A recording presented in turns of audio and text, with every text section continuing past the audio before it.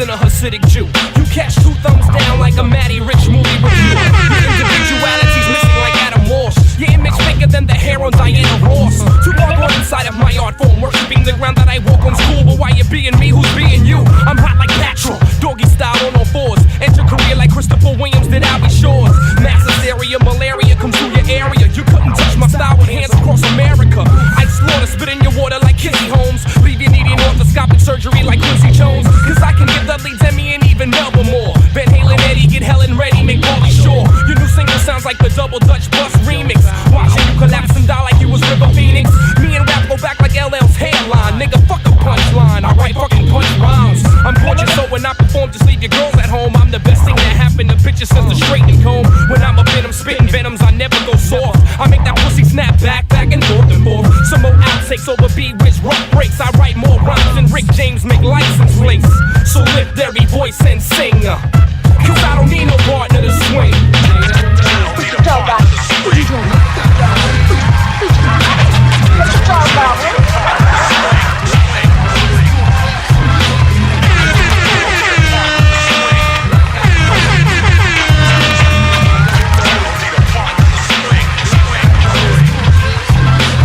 Surrounded by more mysteries than the Stonehenge. Warring your friends, you know actually make a chorus.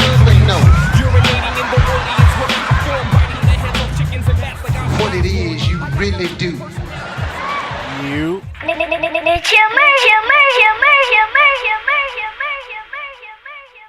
You. What it do, y'all? What it do? What it do? I'm your host from the motherfucker with the motherfucking most, Chill Motherfucking Murray, live from the Spot Podcast. Shout out to everybody tuning in and not tuning in. You know how we do and how we rock. I honestly was in moving mode, so I started to not pod tonight, but then because I was gonna pod tomorrow night regardless, but then Trump happened as usual, and the homie Fury B hit me in the comment section and let me know what's going on. Like I said, I was in full moving mode doing different things around today. I got my electric cut on, getting the gas and everything, and then what else was doing? That got some furniture in I had to get there, so a lot of bullshit. One of the dressers actually didn't get shipped to the right address, so I had to call Amazon and curse them out. Yeah, not right. Regular day. But anywho, today was interesting, needless to say. First of all, me even reading the headline that Trump was associated or went to or attended anything National Black Association anything, and Trump is in that headline. Just seeing that and reading that alone was hilarious. I just want to say. Yes, because that was probably the funniest shit I've seen in all summer. Honestly, that was the funniest shit I've seen all summer today. If you don't know what I'm talking about, Trump went to I think it's the National Black Association of Writers, I think it's called. And he basically went there today, and I guess he thought one thing, and apparently it was another. First of all, because I saw that Fox had put a whole thing up there, right? Fox had put the whole, just the interview itself, right? They put like 26 or 30 minutes up there, something like that. So I'm looking at that, I'm like, I don't want to see that shit. That's just the highlights or whatever, right? At least that's what I'm thinking. I'm thinking it's just the highlights, right? No, it wasn't just the highlights. It was the whole interview. So I'm like, okay. Now, mind you, National Association of Black Journalists Conference in Chicago. So, mind you, right? I'm sitting there, and I guess this isn't really copyrighted, so I'm sitting there, right? And I hear this jazz music come on. Right? Now already I'm already crying because I'm like, y'all had the nerve to bring Donald Trump out to James Brown funk music. So I'm already crying. That was the first thing. Now, the second thing is, y'all see right here, this thing says it's an hour and 48 minutes, right? Mind you. So I'm sitting here, just listening to the dun dun dun dun dun dun. But by the second and third one, I said, all right. By the second and third jazz song, I said, okay, when is he coming out? So I said, okay, let me just scroll along, across it, right? So let me scroll along, across it. And I said, all right, maybe he'll be out in like 15, 20 minutes, right? So I scroll about 20 minutes in. I sit there. Be about, I said, second to third jazz song in, right? So I'm sitting there with my phone.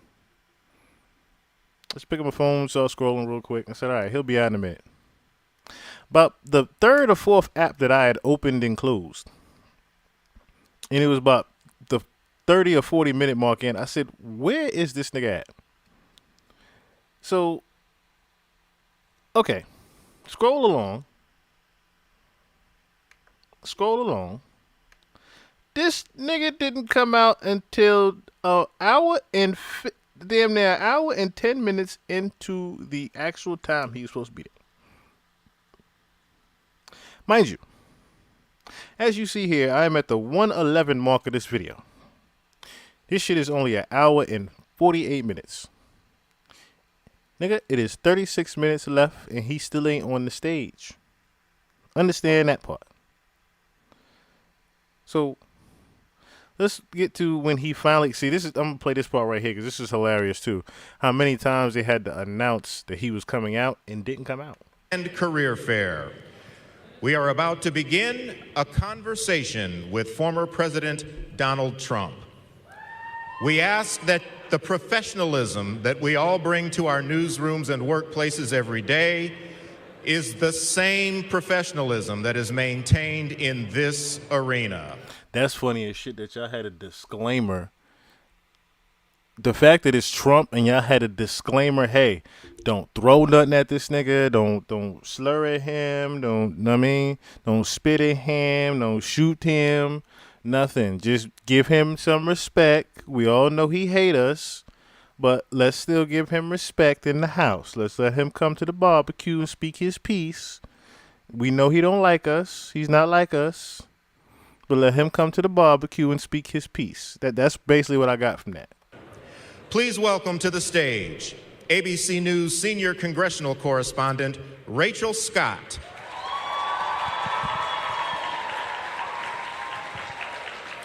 Semaphore political reporter Kadia Goba.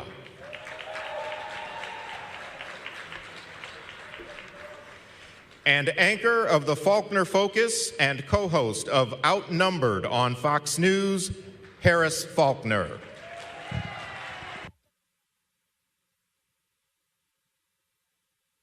Now, as you can hear, the audio cut out again, almost. Here we go. Test, test, test. Good afternoon, NABJ, and welcome to a conversation with former President Donald Trump. This discussion continues a decades-long tradition during election years of inviting journalists to discuss the policies and their impact with the candidates who are running for president, and the impact of those policies, especially in Black communities. Former Presidents George W. Bush, Barack Obama, and Bill Clinton have attended the NABJ conventions either as presidents or as presidential candidates in past years. NABJ is currently in conversation with Vice President Kamala Harris's team to schedule a Q&A either in person or virtually in September. As journalists, we use opportunities like these both to inform our reporting, but also to help voters understand the choices that they face in a consequential and historic election year. NABJ has partnered with PolitiFact to fact-check this conversation in real time. You can access that feed on social media using the hashtag NABJFactCheck. Again, the hashtag is NABJFactCheck. We have a lot to get to, and we do not want to waste any time, so let's bring out the former President of the United States, the Republican nominee for president, former President Donald Trump.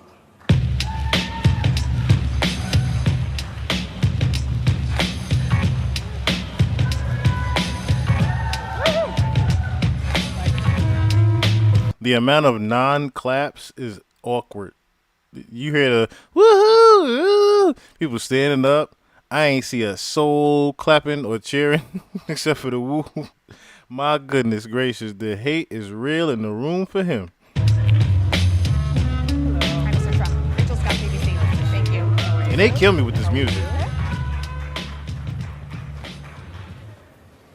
Mr. President, we so appreciate you giving us an hour of your time. I want to start by addressing An hour the of your elephant in time. the room, sir. A lot of people did not think it was appropriate for you to be here today. You have pushed false claims about some of your rivals, from Nikki Haley to former President Barack Obama, saying that they were not born in the United States, which is not true. Oh. You have told 4 congresswomen of color who were American citizens to go back to where they came from. Oh. You have used words like animal and rabid to describe black district attorneys. Oh. You've attacked black journalists, calling them a loser, saying Oh. the questions that they ask are, quote, stupid and racist. Oh. You've had dinner with a white supremacist at your Mar-a-Lago resort. Whoa. So my question, sir, Whoa. She came with the smoke early. She came with the smoke very early. I'm talking about she ain't say hi, hello, nothing. Just listen, we got something to say. You sit your ass here and answer these questions. That's basically where I got from that. Listen, Trump is very unwelcomed in there, but I don't know who decided for him to do this. Who decided this was a good idea for him to sit on stage across from 3 black women?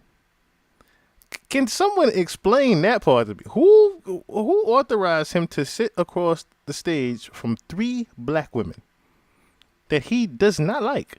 now that you are asking black supporters to vote for you, why should black voters trust you after you have used language like that? Well, first of all, I don't think I've ever been asked a question in such a horrible manner. First question.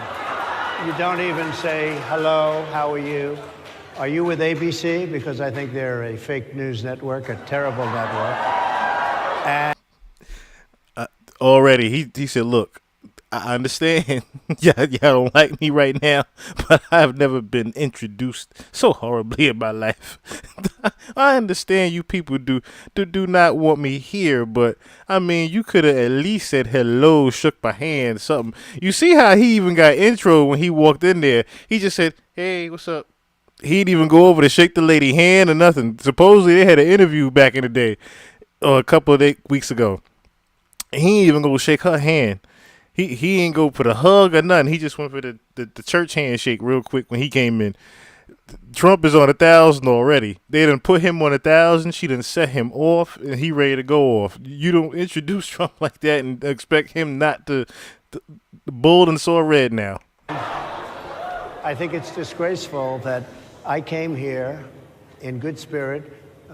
I love the black population of this country. I've done so much for the black population of this country, including employment, including opportunity zones with Senator Tim Scott of South Carolina, which is one of the greatest programs ever for black workers and black entrepreneurs. I've done so much, and and I say this, historically black colleges and universities were out of money. They were stone cold broke. And I saved them, and I gave them long-term financing, and nobody else was doing it.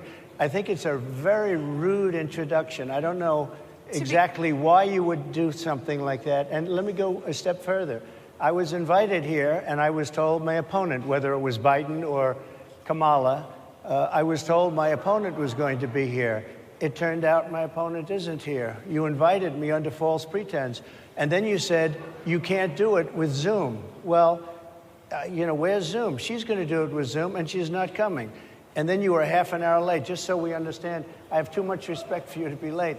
They couldn't get their equipment working, or something was wrong. Mr. President, I would love if you can answer the question on your rhetoric and why you I have believe that answered black the voters question. should trust you with. So regardless of the matter, now we get down to the bottom of why he didn't come out there for about an hour and 10 minutes.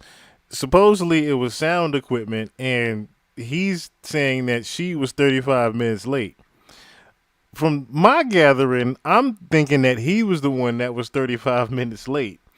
just for me hearing in the beginning when she says, "Thank you for giving us an hour of your time," and he literally only got about 20 minutes up there left. That's another thing. Second of all, the man thought that Biden and Kamala was going to be there. He's like, "Oh, you got me here under false pretenses, brother." I'm trying to still figure out who even advised you to come to anything National Black Association related, knowing damn well you do not do good in these situations. You don't say the right thing. You are not politically correct in any shape, form, or fashion in these type of settings. This is worse than Diddy doing his apology video after he was kicking Cassie around the hotel floor. If y'all wanted him to get black votes, you could have did a special for Wingstop or something. But this is the worst thing that you could possibly have him do. Is sit across the stage from 3 black women and didn't expect for him to get any type of smoke in the chimney. Because he got smoke in the city. I have been the best president for the black population since Abraham Lincoln. That's my answer. Better than President Johnson, who signed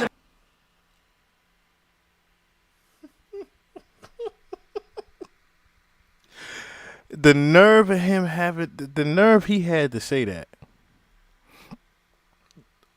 When I first heard that, I walked out the room. And thought about life and had a smoke.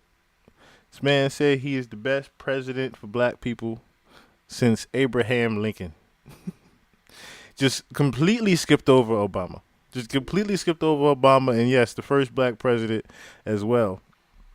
But, I mean, to be honest with you, I don't recall any president that actually did a lot of good for the black community. I'm just going to be 1,000 with that one.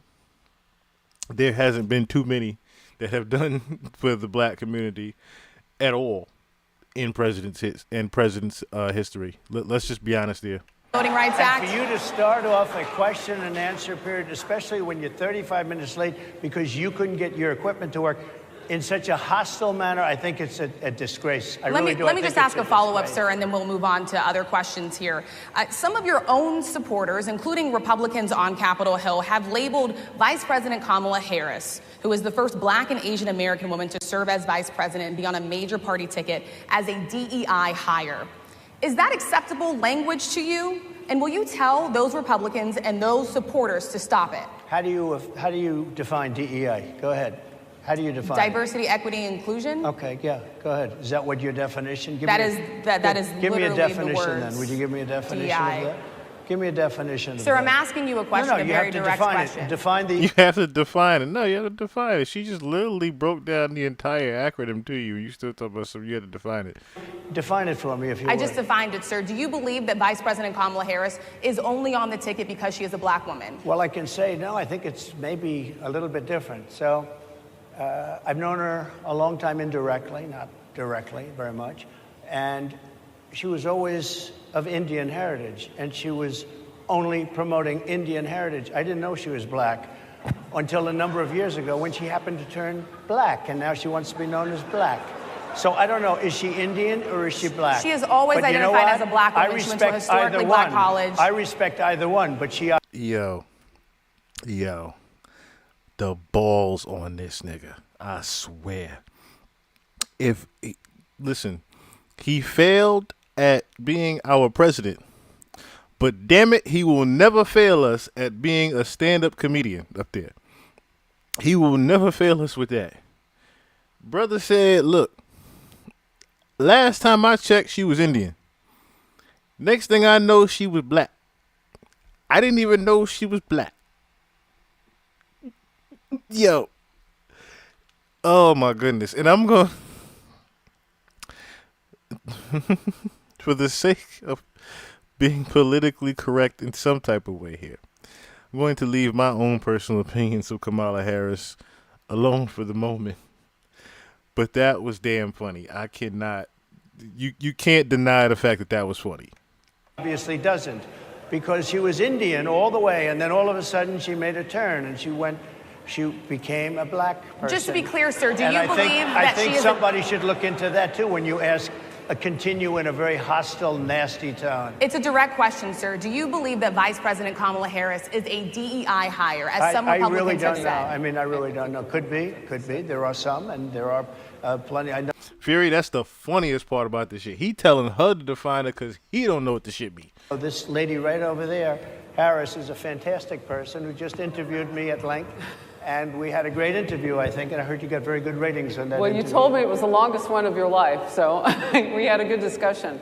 Look, I want to talk about why you're here today. I mean, it is not lost on us how divided we are as a country.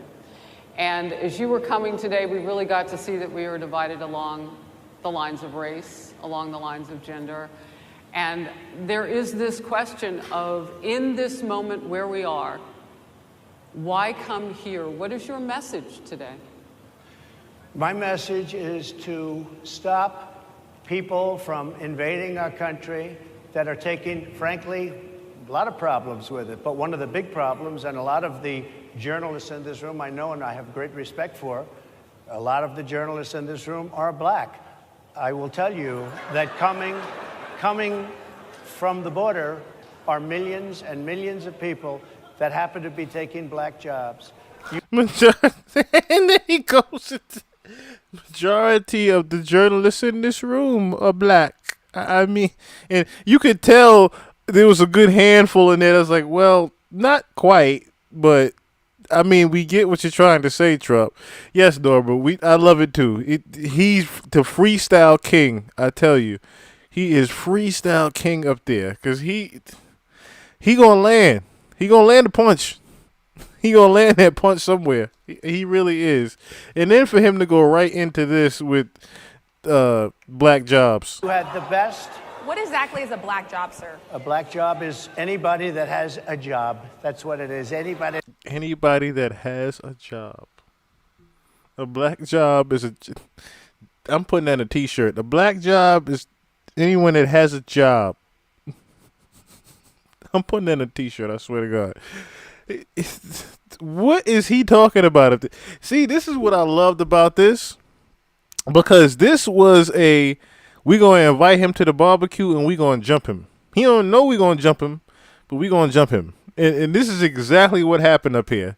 Because, like I said, in the beginning, he said, yo, I thought Kamala or Biden or somebody was going to be here. I thought y'all was bringing me here for actual reason for a debate or something. I thought, I was going to sit across here from Kamala and discuss my views real quick.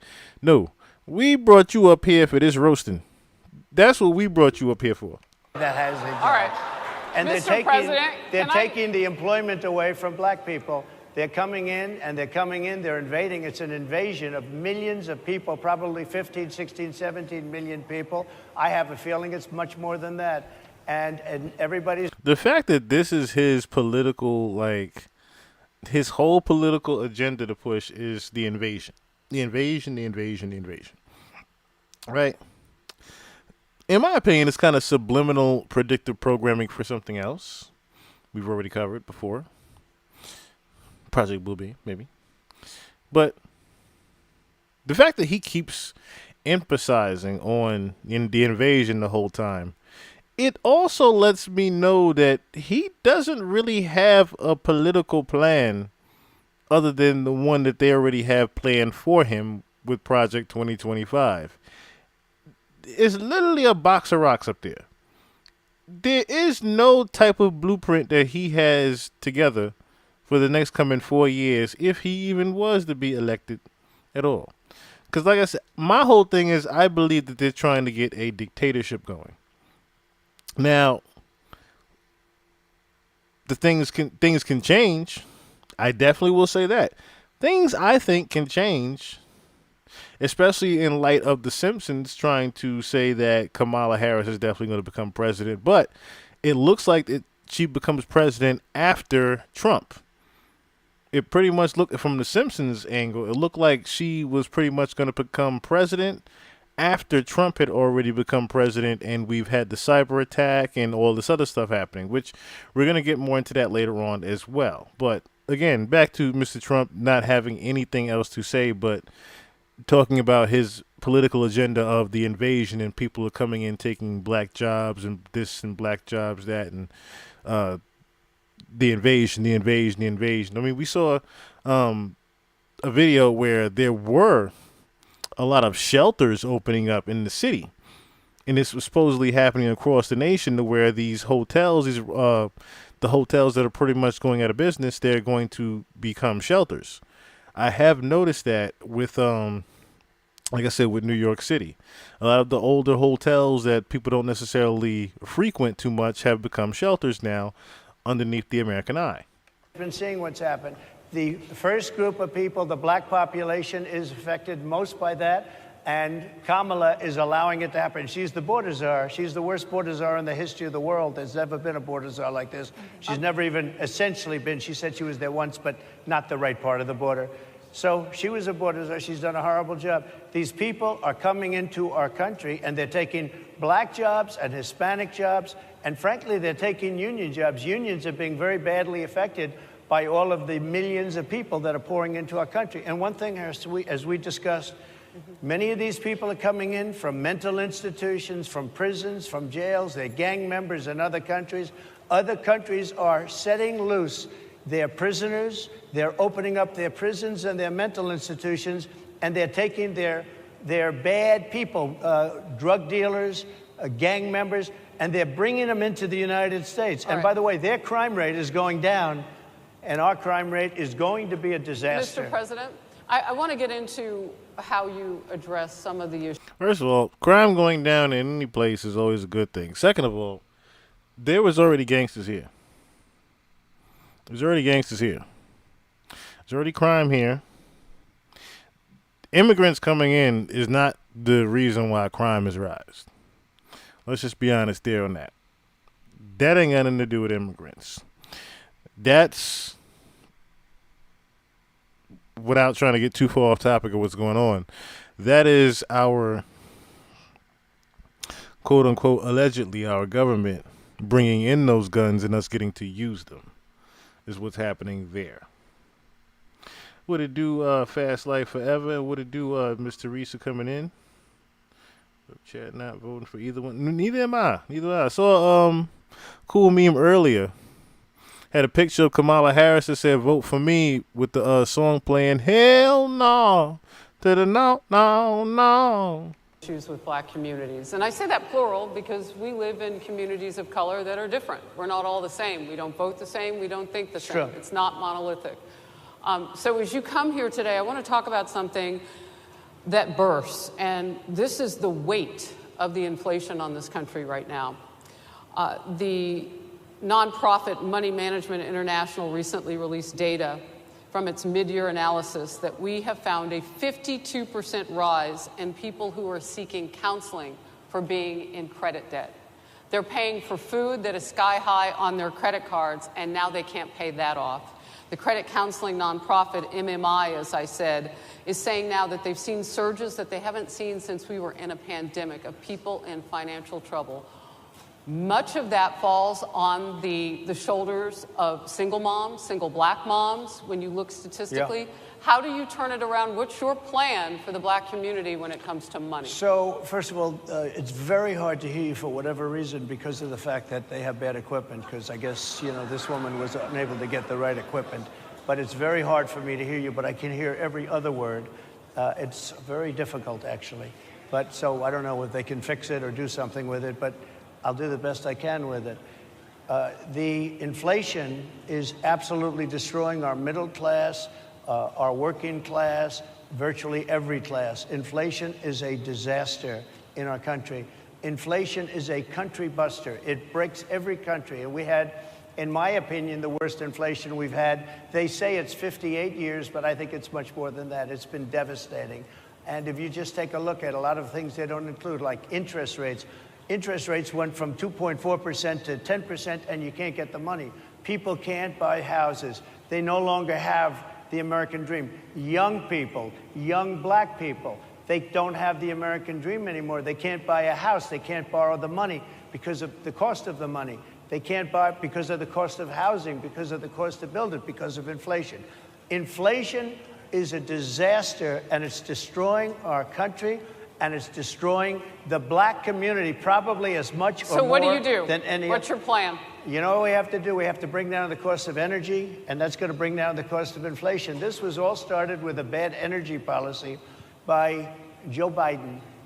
By the way, just if I might, I was running against a man named Biden. You probably saw that. And he was losing very badly in the polls, and then he had a rather bad debate. I would say it was a bad debate. I would say it was one of the worst debates in history. And his poll numbers crashed. And instead of saying, you know, let's keep going. Something is always the worst in history with Trump, isn't it? He will never fact check if it is actually the worst in history, but something is always the worst in history with him. And maybe something happens the other way. They said, oh, we're going to replace him. Let's just replace him. That's like you're in a fight, a prize fighter's in a fight. He's not doing what you say, let's bring in another fighter. So our whole campaign was steered toward him, and now we have to steer toward him. But ultimately it's the same because they have bad policy. They have policies of open borders, unbelievable open borders, horrible energy policies. They want to get rid of, as you say, gasoline in cars. They want to get rid of oil. They want to get rid of efficient heating. Mr. President. Environmentally, what they're doing is killing our country. So he just contradicted himself because he literally just said that his thing was going to be focusing on energy consumption, right? And he then turns around and says that they want to get rid of gas and they want to just go electric. But Trump, correct me if I'm wrong, isn't that how you go more energy sufficient if you get rid of gas and things like that? Apparently, like I said, someone just didn't think this all the way through before they sat down today. Absolutely destroying our country. But the inflation is the thing that's hurting the black worker, the black population, and every other population within our country. Inflation is the worst it's been, I think, in over 100 years. And they'll fact check it. They'll say it's only 58. Whatever it may be, they don't add all the numbers. They don't add the really bad numbers, and you can check that too. But inflation, Harris, is absolutely destroying this country and the people in our country. Yes, Mr. ma'am. President, can I ask you another question Yes, that is also impacting black Americans? And that's very clear now. Good. I'm sorry? It's very clear. I hear you. Okay. So Sonia Massey, someone from Illinois, an unarmed black woman, was shot the other day in her home by a deputy sheriff. The deputy has since been charged with murder. You've said police would get immunity from prosecution if you win. Why should someone like that officer have immunity, in your opinion? Immunity? Immunity. I don't know the exact case, but I saw something, and it didn't look good to me. It didn't look good to me. Are you So talking he wasn't with the even water? aware of what happened. Yeah, well, police unions are not backing this person Okay. either. He's not even aware of who Sonia Massey is. Did y'all realize that? Or you're talking about the water? No, we're not talking about the water. We're talking about police getting immunity for killing people, specifically black people. And you talking about the water? No, we ain't talking about no damn water. And you see how he was ready to already just Freemason, like just go right around that? Trying to go right around that. Like, dog. You literally are defending giving immunity to a police officer that killed an innocent black woman in her kitchen that was just making some spaghetti at night. Okay, But again, why would... They're going to be charging the officer. I guess they're charging the officer. I guess they're charging the officer. Dog, you literally just heard her say he is being charged for murder. Why should he receive immunity? Well, he might not. I mean, it depends. It depends on what happens. I'm talking about people that are much different cases than that. We need people to protect ours. It depends upon what happens. It depends upon what happens. To be honest, I want to see a black woman stomp him in the pool. Well, to be honest with you, I wish it wasn't still the lesser two evils thing. Is what I wish. That's just my hops on that. This is just terrible up here.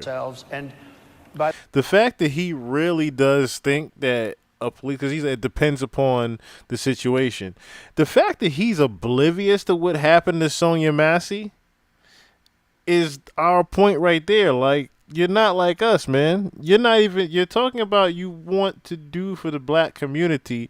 You have zero clue of what is even going on in the black community. The fact that you are oblivious to what happened with the murder of Sonia Massey and you still think that he possibly can get some type of immunity at all is nuts to me. the way in Chicago, as an example, a few weeks ago, July 4th weekend, they had 117 shootings and 17 deaths. Nobody wants that. Nobody wants that. We need to have our police officers have the respect and dignity back. In this particular case, I saw something that didn't look good to me. I didn't like it. I didn't like it at all. So, can you get a little more specific back to the immunity question? Who would make those Well, right now, for the most part, people are protected by their unions, by their police unions, or by their police departments. But I'm saying if I felt, or if a group of people would feel that somebody was being unfairly prosecuted because the person did a good job maybe with crime, or made a mistake, an innocent mistake. You see how he keeps even doing that? Or someone made a mistake, an innocent mistake. Or, you know, they're being charged unfairly for a crime that they didn't necessarily commit. Like, dog, you really are trying to defend the fact that, see, here's the scary thing. If Trump was president right now, that cop would have gotten immunity and would have gotten off. The cop wouldn't have even gotten charged with the murder, is what basically Trump is trying to say. That's the sad part right there. He's pretty much defending the fact that Sonia Massey was killed by this cop. There's a big difference between being a bad person and making an innocent mistake. But if somebody made an innocent mistake, I would want to help that person. What would those exceptions be? What would determine you an go innocent after mistake? Somebody and it's a very close call and it's very dangerous. And, you know, they have... the policeman's life and woman is a very difficult thing because sometimes you have less than a second to make a, you know, life and death decision. And sometimes very bad decisions are made. They're not made from an evil standpoint, but they're made from the standpoint of they made a mistake. So I want to follow up really quickly. You know, I find it interesting because you do talk about reining in. The one about the outburst in the back, she's ready to let him have it over that. Talking about he made an innocent mistake. How dare you say that cop made an innocent mistake at all? Prosecutors, especially when it comes to prosecutors that are prosecuting you. Why doesn't that skepticism apply to law enforcement? Well, I've been prosecuted because I'm a political opponent of two people that have weaponized our justice system. I've been prosecuted. I just won the big case in Florida. Everyone said that was the biggest case. That was the most difficult case. And I just won it. Now, Biden has a similar case, except much worse. I was protected under the Presidential Records Act. Biden wasn't, because he wasn't president at the time. And he had 50 years worth of documents. And they ruled that he was incompetent, and therefore he shouldn't stand trial. And I said, isn't that something? He's incompetent and he can't stand trial, and yet... Sounds very similar to you, actually. You're incompetent and can't stand trial. Furthermore, real quick, what I mean by the lesser of two evils is it didn't matter if it was Elvis Presley running for president. Even if Waka Flocka had won for president, or D's Nuts had won for president. What I'm saying is, by not voting for the lesser of two evils, I'm not voting for another puppet that has zero control over their own decisions as a president. He can be president. Isn't that nice? Mr. President, but they released him on the basis that he was incompetent. They said he had no memory, and he was a nice old guy, but he had no memory, and therefore we're not going to prosecute him. I won the case, and it got very little publicity. I didn't notice ABC doing any publicity on it, George. We covered you extensively, sir. I'd love to move over on to different topics. I didn't notice you do any publicity on it at all. I won the case, the biggest case. This is an attack. someone that doesn't like ABC, he should say the same thing about. Well, actually, he did say the same thing about Fox News. He said it was a fake network, and they do fake news. But the funny thing about it is, Fox Network supports Trump the most. On a political opponent, I have another one where I Sir, have if you a don't mind, I'd hostile love judge. to. We have you for a limited time, sir. I'd love to move on to different No, topics. excuse if you. we You're the can. one that held me up at 35 minutes, just so you understand. If we can move on now to the state of the race, sir, I want to get back to the campaign. Senator J.D. Vance is your running mate. He's had a lot of controversy lately, and I want to read you a few things that he has said in the past. He said the Democrats running the country are a bunch of childless cat ladies who are miserable at their own lives and the choices they've made, and so they want to make the rest of the country miserable too. He's not talking here about how great it is to be a parent. He's attacking what he says are the choices people are making to not have children. Did you know that he had these views about people who do not have children before you picked him to be your running mate, and do you agree with him? No, I know this. He is very family-oriented, and he thinks family is a great thing. That doesn't mean he thinks that if you don't have a family, it's not. I know people with families. I know people with great families. I know people with very troubled families. And I also know people with no families. They didn't meet the right person. Things happen. You go through life, you don't meet the right person. But he's not just talking Excuse about me. families here. And He also some of says that those people that don't have children should get less votes than That's those all right. that do. I'm just speaking for myself. Is that your and I campaign think position? I'm speaking for him, too. He strongly believes in family, but I know people with great families. I know people with not great families that don't have a family, and the people without the family are far better. They're superior in many cases, okay? He's not saying they're not. What he's saying is that he thinks the family experience is a very important thing. It's a very good thing. But that doesn't mean that if you grow up and you grow older and you don't meet somebody that would be wonderful to meet and would have been good, that that's a bad thing. He's not saying that. My interpretation, you'll have to ask him, actually, but my interpretation is he's strongly family-oriented, but that doesn't mean if you don't have a family, there's something wrong with it. Just Mr. one last President? point, and then we'll move on. Just one of the bedrock principles of American life is one person, one vote. Senator J.D. Vance has suggested that someone who has children should have more votes than a person who does not have children. I just want to be clear here. Is that the position of your campaign? Well, no, but it's not something I have ever heard before. I can tell you this. Right now you have illegal aliens coming into our country, many from prisons and many from... He went right back to you have illegal aliens. He completely went off topic all the way. he got asked about J.D. Vance and then went back to illegal aliens. mental institutions, and they want to give them votes. I don't think they should have votes. They came into our country illegally, People and who they're are only taking the American vote away citizens from are all allowed of the to vote, people in sir. this room that have... Thank you for saying that, because his dumb ass doesn't even realize that they're coming in and taking our votes, but people that are immigrants, or illegal immigrants, I should say, illegal aliens are not even allowed to vote. Thank you for saying that, for dummy.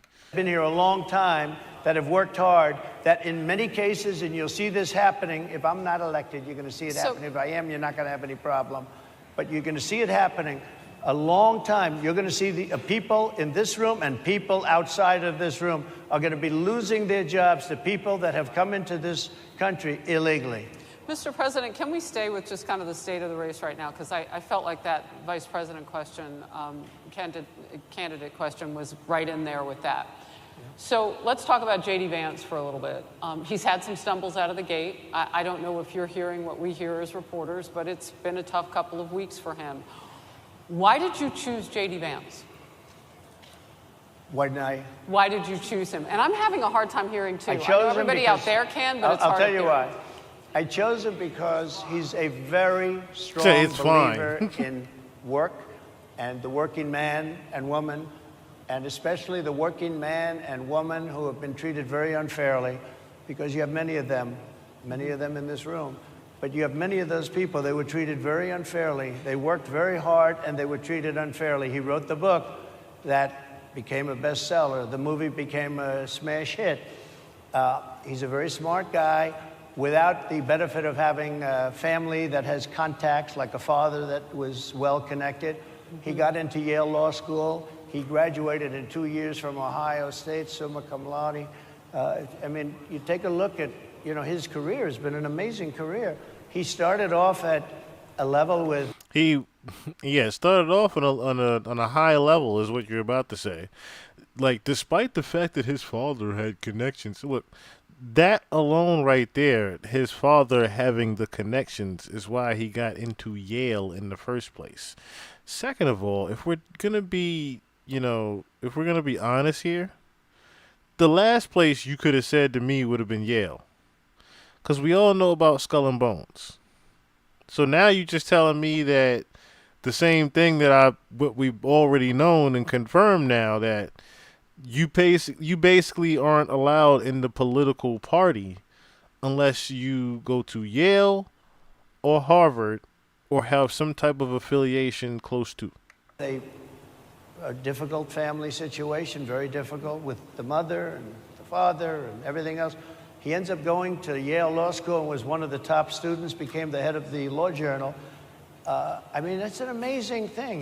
He's a 4-year, he was in the military with great distinction for 4 years, got out, went into business, became successful in business, very successful in business, actually, did public offerings and other things. And I have to believe in that. I mean, he's somebody that was born in a rough situation. Most of the people know that situation because it was born in a rough situation. Father had connections, went to Yale, and was born in a rough situation. Yeah, Trump. Very well documented in his book. And I have a lot of respect for somebody that can get into Yale and become one of the best students in Yale, that meets a young woman at Yale who was also outstanding, and they get married, they have a beautiful family. What's good, Juju? He's made himself an amazing life. He then goes to Ohio, lives in Ohio, and he had my endorsement. That helped. But he wins the Senate. He becomes a United States Senator. With my help. He's a United States Senator. With my help, he gets it. Of course, with your help. But supposedly he started from the bottom, though. With your help and his dad's connections, he started from the bottom, though. So, Harris, like I respect you for your success, I respect people for their success. The reason I asked the question is because the last time you and I sat and talked was the day that you were shot. We'd been together for much of that day. You left to go to Butler, Pennsylvania, and we didn't know what was next. Yeah. And 2 days sorry. after that... I cannot understand. Your microphone I know, is so it is really hard for me to understand you, too. I can understand you perfectly. Because she's closer. I can understand you. I'm happy to hear that, sir. But I can't really understand, Harris. I have a few more questions. Because of the distance, and the mics are really in lousy shape, but I cannot understand what you're saying. So what I wanted to say was the last time we spoke, you said some words that were prophetic because I asked you who you wanted to choose for vice president. Yeah. And you said normally it really wouldn't matter what they would bring. You choose somebody that you think has a future, that sort of thing. But you said these words 3.5 hours before an attempted assassination on your life. You told me that bad things happen, Harris. And that's why this decision is important this time.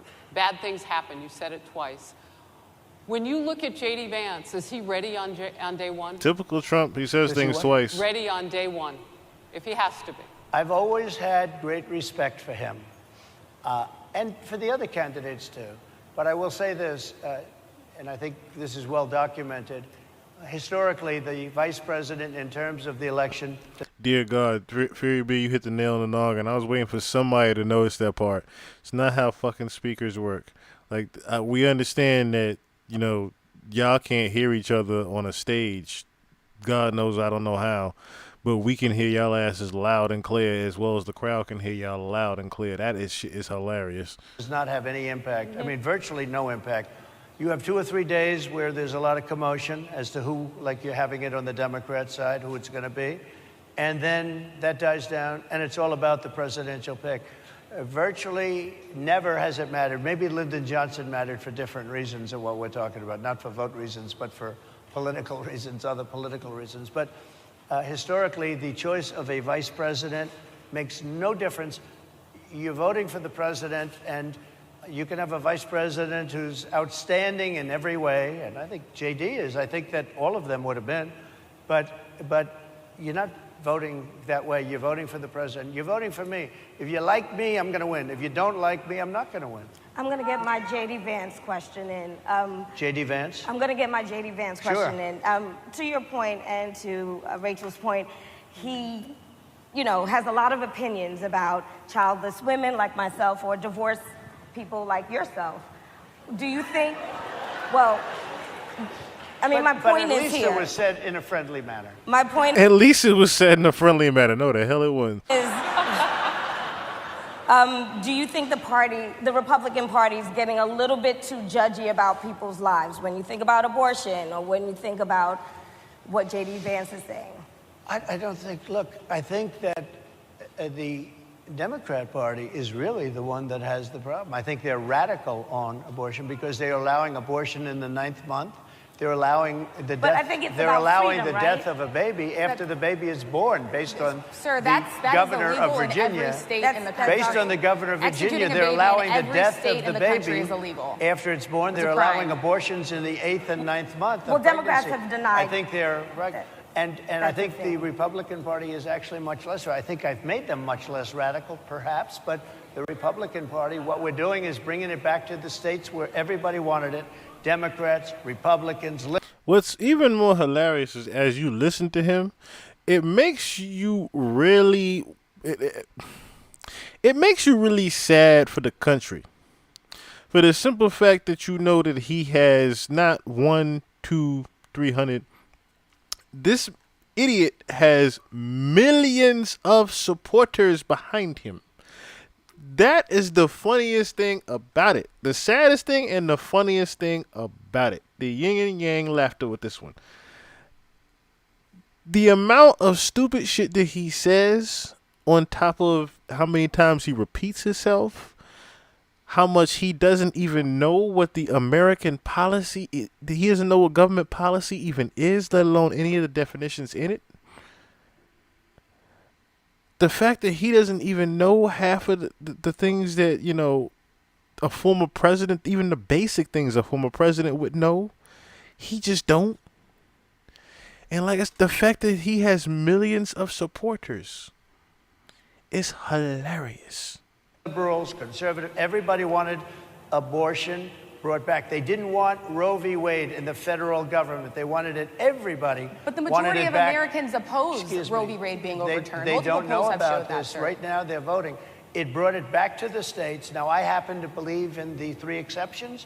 Ronald Reagan believed with rape, incest, life of the mother. I do. I think most people do. I think most Republicans do also. But if you take a look, right now they're doing, it's an amazing thing, out of the federal government, it's in states, and people are voting. And I will say, Ohio is, let's call it a more liberal version, has been approved. Kansas, the same thing, a little bit surprising to a lot of people. But the people are now voting. And it's taking this issue that's been going on for 52 years and has torn our country apart, and it's giving it to the people to vote on. And they're voting. And many states have already voted. Others are in the process of voting. And it's bringing it back to the people and a vote of the people. And it's not at all radical. And again, you have to follow your heart. I happen to believe in the 3 exceptions. Most people believe in the 3 exceptions. Most Republicans believe in the exceptions. But they don't want to see an abortion in the 9th month or the 8th month. Almost everybody agrees to that. And they certainly don't want to see, in the case of the governor of Virginia, the former governor, I might add, who said, we set the baby aside and then we decide what to do. Meaning, what do? We execute the baby. That's a radical, horrible position. And some people want that. I don't want it. Most people don't. Thank you. Can I just pivot really quickly to another question about, you brought up health, Harris. You're an active man. We see you golfing all the time. But if you win, you'll still be president at 82, which is older than Biden is right now. But not mentally. Look, mentally. Here's the question. He's shot. But most people, I know many people in their 80s and their 90s that are in great shape. Some of our greatest leaders. You look at throughout the world history, the greatest leaders, some of the greatest leaders in the world were in their 80s. But here's the question. Would you consider stepping down if you felt that your health was declining? Or would you? Oh, absolutely. And who would I make, think I'd know. How would you make that decision? I think I'd know. Look, if I came onto a stage like this and I got treated so rudely as this woman treated Oh my me, goodness. and I'm fine with it because she was very rude, sir. Very rude. That wasn't a question. She Sir, didn't if you ask can me a answer the question. question. She gave a statement. That wasn't a question. She was very rude, sir. She was just very rude. Oh, yeah, sorry. That wasn't a question. That was a statement. Yo, his acting, I swear, yo. I'm telling you. If once again, failed as a president, but I will buy a ticket if he does any type of tour as a comedian. You did your answer the statement, sir, question. actually. You said you would. You would Oh, make that absolutely. decision If to I step thought down. that I was failing in some way, I want people to be sharp. I'll go a step further. I want anybody running for president to take an aptitude test, to take a cognitive test. I think it's a great idea. And I took 2 of them and I aced them. Well, I took 2 of them. But let me ask you. Yeah. I would like to have people running for president, and I don't mean because they're 75 or 85. I think anybody running, I'd like to do it. People say it's not constitutional. I speak for everybody here in this chat when I say I want to see the results of that aptitude test. Both of them. Because if you got to take any type of IQ test, Trump, I just want to be there in attendance for you answering the questions. I swear to God. What aptitude test did you take? Because I want to take it. This is the aptitude test to become president, I want to take it. Everybody in here should get an attempt. I would like to have something passed where you can do it. I think we should know. I mean, I've watched what's happened in the last couple of years under this gentleman, and our country is a mess. We have inflation. We have the millions of people falling in. We have Afghanistan, which was the worst. We have you. Most embarrassing moment in the history of our country. What he has done to our country, and her too, what they've done to our country. She has been a horrible vice president. She's considered the worst vice president in the history of our country. Don't mean to interrupt you, but would you consider taking the cognitive test? Mr. President. I would love to and do make it. it public. Well, I've already taken 2 of them, but I'll do it again. Mr. President, how do you intend to... I suggested, Harris, that let's take one. I said, Joe and I will go and take a cognitive test. Now, I'd do it with her, too. I would do it with her also. You know what? She failed her law exam. She didn't pass her law exam, so maybe she wouldn't pass the cognitive test. Mr. President... Are you saying she wouldn't pass? Just to be clear. I'm just giving you the facts. To be clear, you don't think... How do you intend... She didn't pass her... She didn't pass her bar exam. Look, I don't know how she here. He's like, oh, why you here? You ain't passed your bar exam. You talking about something I gotta take an aptitude test. This shit is crazy. What it do, big gang? What it do, my brother? Bar exam, and she didn't think she would pass it, and she didn't think she was going to ever pass it. And I don't know what happened. Maybe she passed it. She did pass it. There's a man over here. I think he must work for her. Mr. President, I would love to ask you about January 6th. You've called yourself the candidate of law and order. Yeah. When Time Magazine asked you if you would consider pardoning all the rioters, you said, yes, absolutely. Sure. You called them patriots. 140 police officers were assaulted that day. Their injuries included broken bones, at least 1 officer lost an eye, 1 had 2 cracked ribs, 2 smashed spinal discs, another had a stroke. Were the people who assaulted those 100 and... Mind you, they're talking about the riot that he damn near incited when they stormed the damn White House over his stupid ass. 40 officers, including those I just mentioned, patriots who deserve pardons? Well, let me bring it back to modern day. Like about 5 days ago, we had an attack on the Capitol, a horrible attack on the Capitol. You saw the people that were protesting and spraying these incredible monuments, bells, lions, all these magnificent limestone and granite with red paint, red spray paint, that will never actually come off, especially in the limestone. It will never, I'm a builder, I know about this stuff. It'll never, you'll see it in 100 years from now. They viciously attacked our government. They fought with police. They fought with them much more openly than I saw on January 6th. What's going to happen to those people? What's going to happen to the people in Portland that destroyed that city? But sir, my question is on those. What's going to happen to the people that tried to burn rioters who assaulted officers. You have to would you pardon what's those going to people? happen? Oh, absolutely, I would. You would pardon those. If they're innocent, I would pardon them. They've been convicted. And by the way, the Supreme Court just well, they were convicted. They were convicted. Yo, I'm telling you, the stupidity of this guy. Yo, he didn't even know that his own supporters in the riot were already convicted. He didn't. Bruh, this is just, oh my goodness gracious. This is just beyond entertaining. This is beyond entertaining. I'm telling you. In fact, he's saying, yeah, I would pardon them. But, sir, didn't you just hear me say that almost 150 police officers that you were just defending 5 minutes ago? You know, those same 150 police officers, they got beat up. Some of them got, badly injured and killed. But you're going to pardon the rioters that beat up the police officers? You wanted to do your job.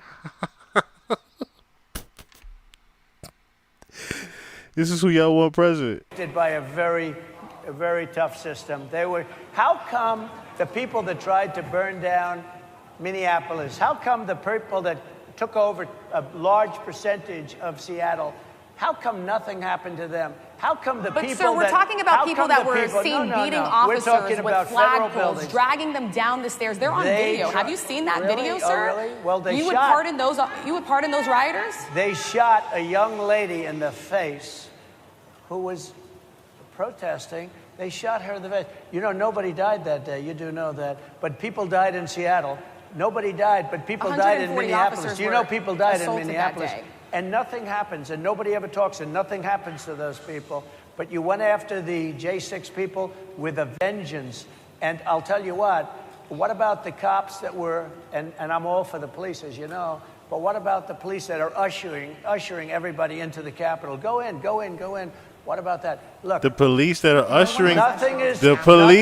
ushering people into the Capitol. He couldn't even get his own point off just now.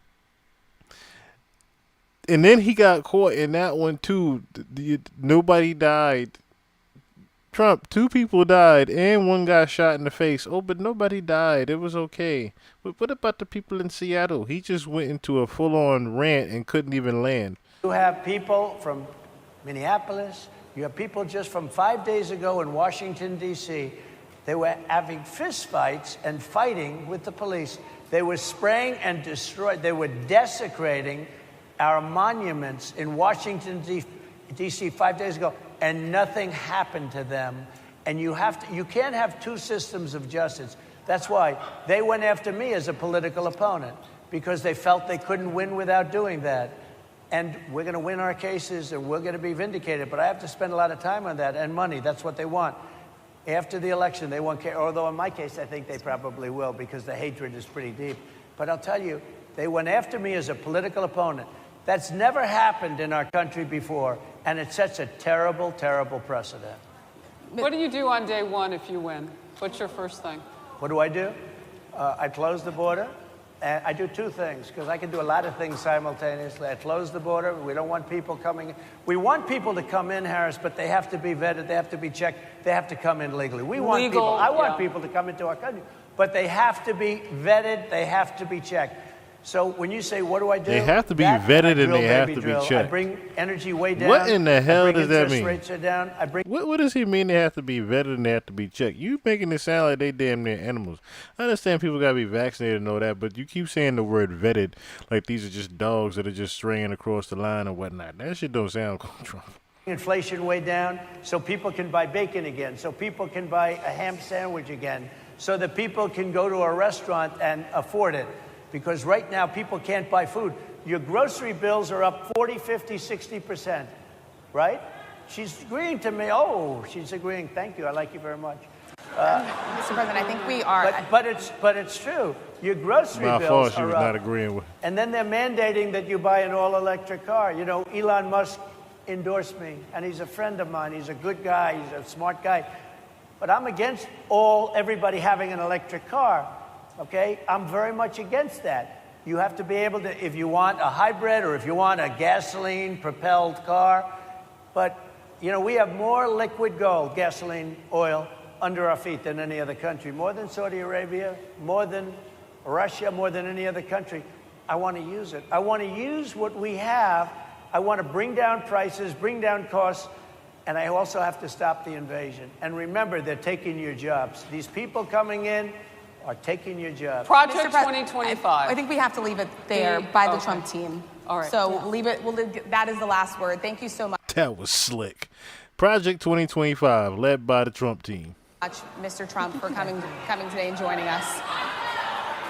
Well, thank you very much. They've been telling us. Thank you. Thank you, everybody, very much. Great Thank honor. you, Mr. President. Thank you. NABJ will email about I'm telling you right now, there was some middle fingers thrown up at him, but there was some people that were, I think, more further entertained than anything in that audience. Nobody was necessarily happy with the things Trump was saying as much as they were just entertained by him just being there. That was just a special guest. We got some shit for y'all. Oh my Lord. Like I said, that was the funniest damn thing I've seen all summer. Period B, thank you for even telling me that was even going on today. Because, like I said, I was in full-on move mode, and then I stopped and watched this. I said, wait a minute. Not only was this, like I said, as you can see here, this was an hour and 40-something minute, 48-minute, an hour and 48-minute live, okay? Right, Red Tide Trump. So you know which Trump that is. Hour and 48-minute live. He ain't show his ass up there until an hour and 10 minutes in. I knew already something was going to happen just off of that. I knew we were in for it. Journalists, they loved it. They all got headlines for that. Yes, every journalist in there, every black journalist, every journalist in there got some shit for their headline and editorial the next day. Or that day of if they were smart. Man, oh man. There are millions of people out there, and I mean millions of people out there that want this guy to actually be president. I cannot believe that, though. I cannot believe that this man has this much support. And he knowingly does not like anybody, as far as anybody that's not white.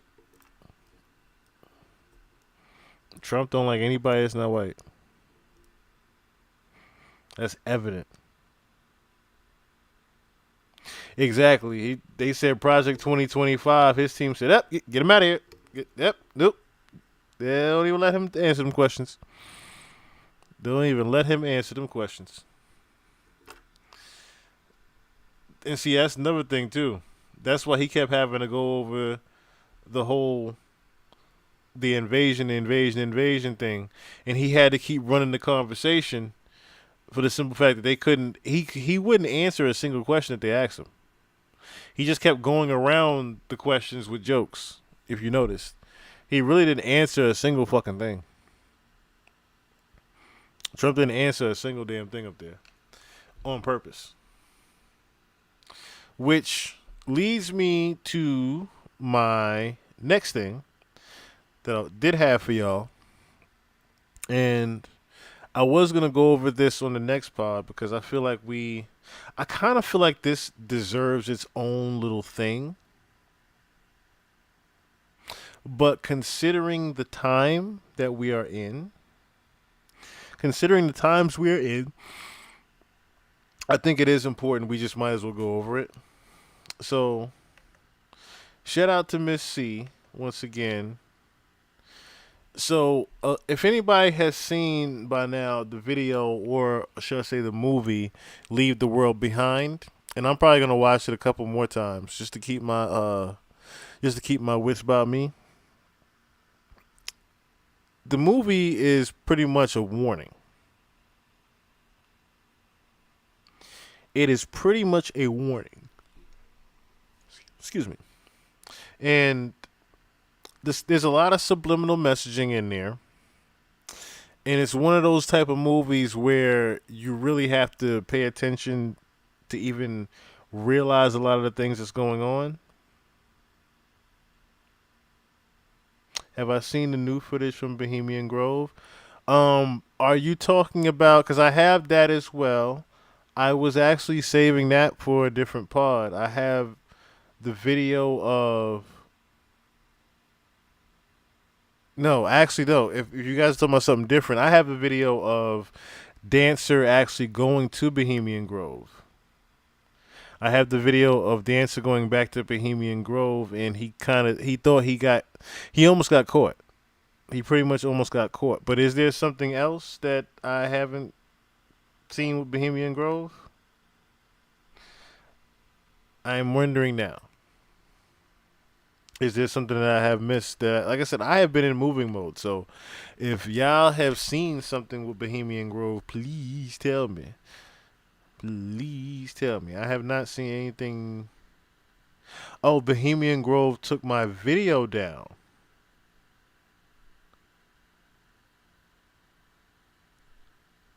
So let me see. Okay, so yeah, I didn't see if there was anything new on Bohemian Grove, but is that what you guys are talking about?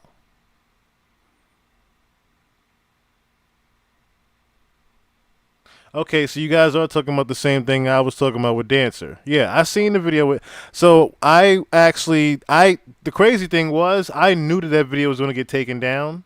You know what? I didn't think it was going to be of interest to you guys, but yeah, we'll go there. Let's go to Bohemian Grove with Dancer since they took it down.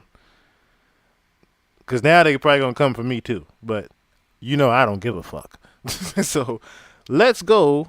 Now that I know that they took the video down, now I need to archive the shit and save it. I need to make sure I have it somewhere else. I need to send it to myself and make sure I have it now that I know they took it down. Because now that's making me want to bring you guys the interview of the Illuminati wife, the lady that was married to a CIA operative, and she pretty much was whistleblowing every single fucking thing that was going on in the government. So yeah, they took it down. They pretty much took it down, the video of him and Dancer. So all right, so I guess we probably will save that for the next one as far as Leave the World Behind. Let's go to Bohemian with Dancer. Let's go to because this was actually the cremation of care. And if you guys don't remember what the cremation of care is, it's where they supposedly do a ceremony of a fake burning baby. Yes, I said that. A fake burning baby in front of an owl. So, yeah. Let's go to Bohemian Grove. I'm going to have to step in if I see anything crazy going on.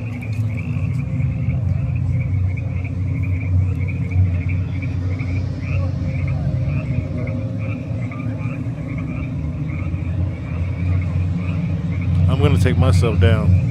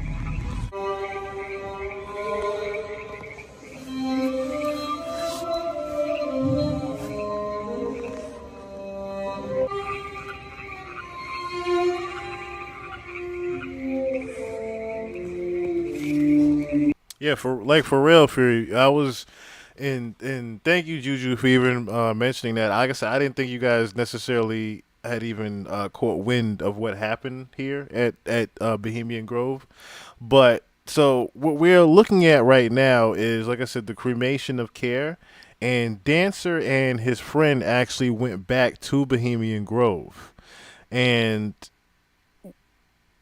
what was happening here was he was pretty much just in the trees and in the shadows watching different angles of the cremation of Care. So like you can see the different things that are going on in the background. You can't see too much. The owl statue is over there to the left. You can see the projection coming from the right with the light is coming from. And there, like I said, some things going on over there toward the center, I want to say, of the screen, but that's to the left of the stage. So in the center of the stage on the left of your screen is the actual owl statue where they're doing the cremation of Care, just so you guys have some reference of where to look for things.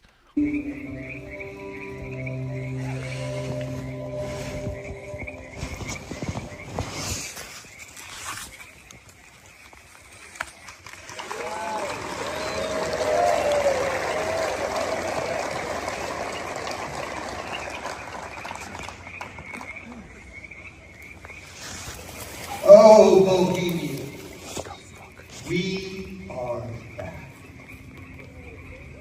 The spirit of the grove has graciously given us this free time to once again return to our beloved grove. Look around, my brothers. Over there, so many happy faces. Such memorable, glorious, unforgettable times we had here. Understand that too.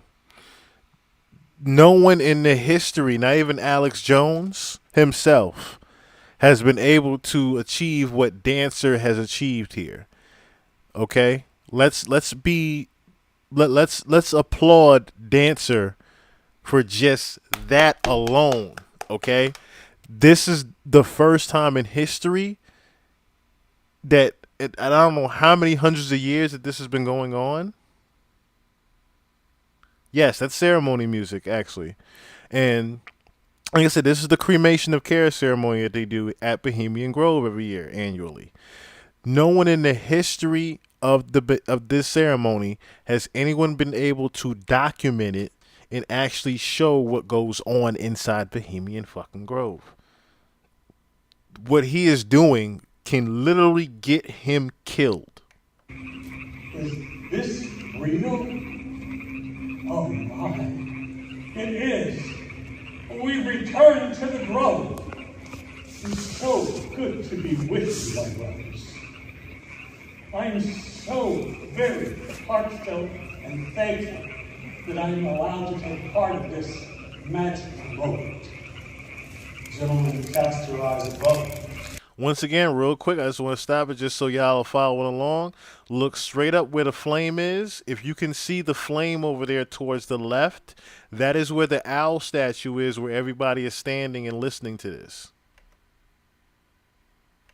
Look, this cathedral of trees is even more majestic than I remember. It is so grand to be back in this place that we loved so well. Yes, and as I think about it, perhaps we should have spent more time embracing and enjoying all this that we love so dearly. Yes, yes, music of all kinds.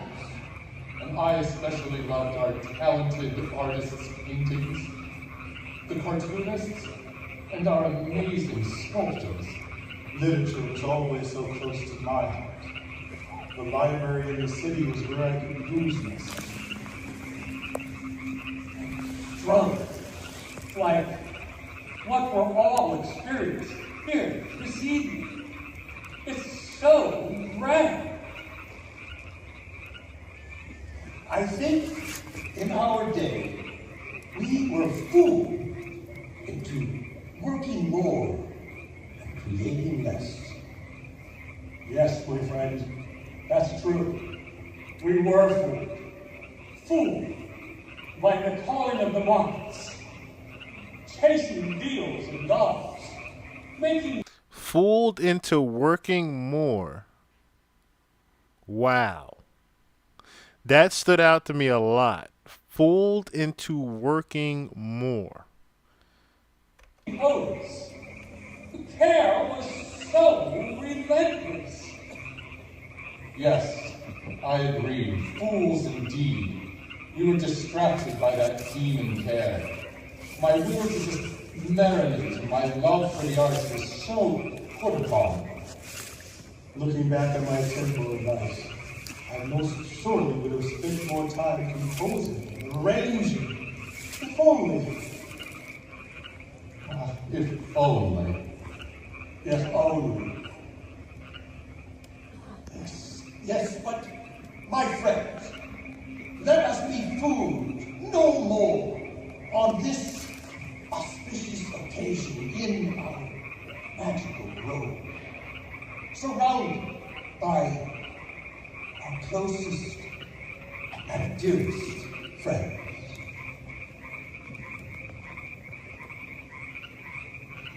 Breathe.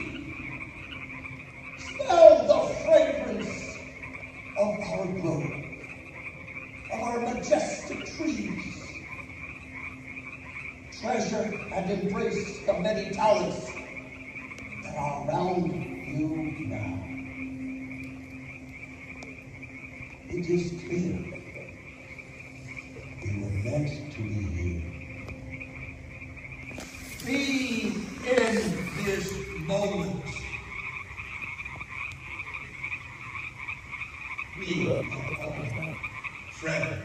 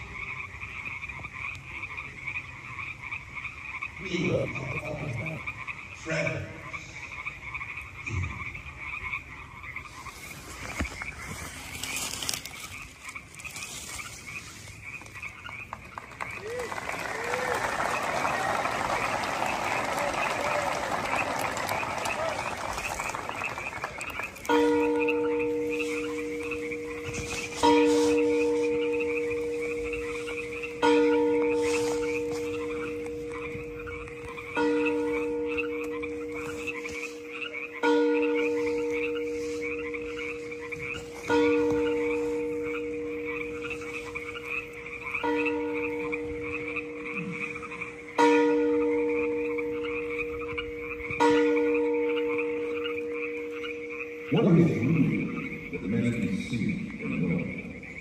And what is real and what is fantasy?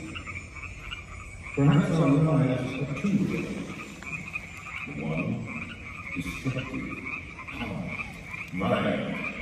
When men contend, bewildered, lost, blind, to survive or fall, scarce knowing anything forward. This is the world of fair. You know it well. The other reality exists as a spark in each man's heart, glowing ever brighter by friendships given and received. So if you look closely, there is like a play going on over here as well, or a crowd, or I think that's a crowd. This might be an extra set of crowd right here, but it almost looks like there's a play going on, because I do see people moving as well going on over there. So to the right, what he saw was actually the people in the robes actually coming in. Now, like I said, they're part of the actual play. So there's supposed to be Knights of Templar, and there's actually supposed to be the Enlightened ones actually also coming in. The Enlightened ones are supposed to be the ones in the red robe. A world that can humble the tallest one, if he but pause to test the forest's friends, or if desires to the ancient trees. Beauty and truth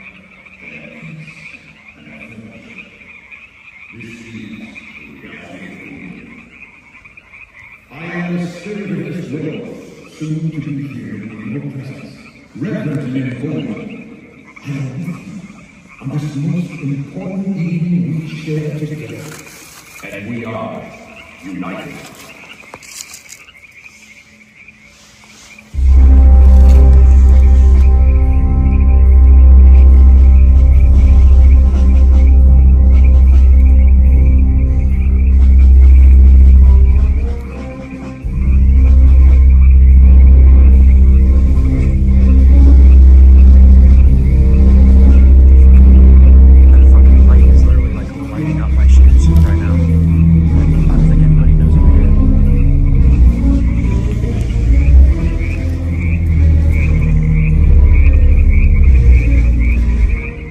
Okay, yeah, good eye. That would be the orchestra that we saw right across. I knew I saw a group of people there moving, but that would make sense that it is the orchestra considering we do have the live band here.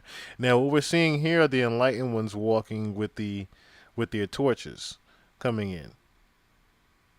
And Dancer actually was a little bit nervous here because he couldn't remember if his friend stayed with him or his friend had gotten caught.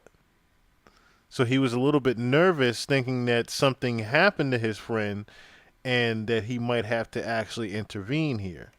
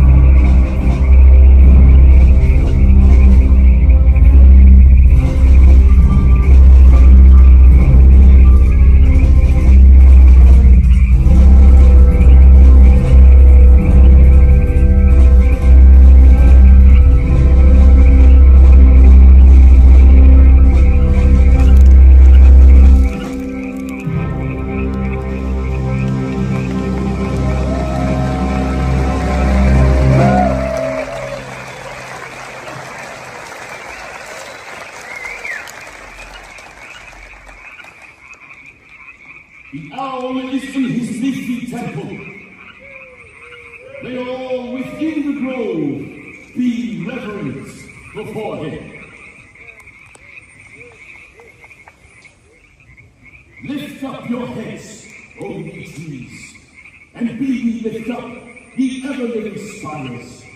For behold, here is Bohemian shrine, and holy are the pillars of his house. Weaving spiders, come not here!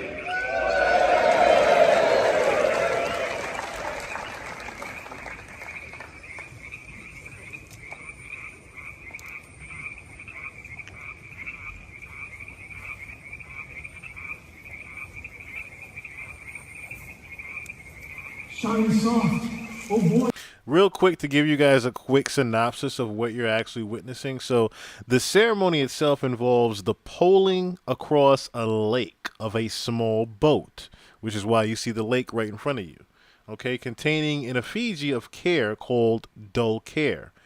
The dark hooded figures that you see, which would be the red ones, of course, receive from the ferryman the effigy which is placed on the altar.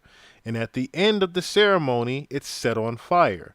That is, this cremation symbolizes that members are banishing the dull cares of conscience. At the time the script was developed, the primary meaning of the word care was kiru, anxiety and anguish, basically. Across the sky, thou clear midsummer moon, warm, wild and breeze, blow memories of golden summers past, where care and changes. Gather, ye forest folk, and cast your spells o'er this north. Touch their world-blind eyes with fairy hunger. Open their eyes with fancy. Love all their memories of yesterday, and seal the gifts of sorrow. Awaken, brothers, the magic hour arrives. Begin the dream.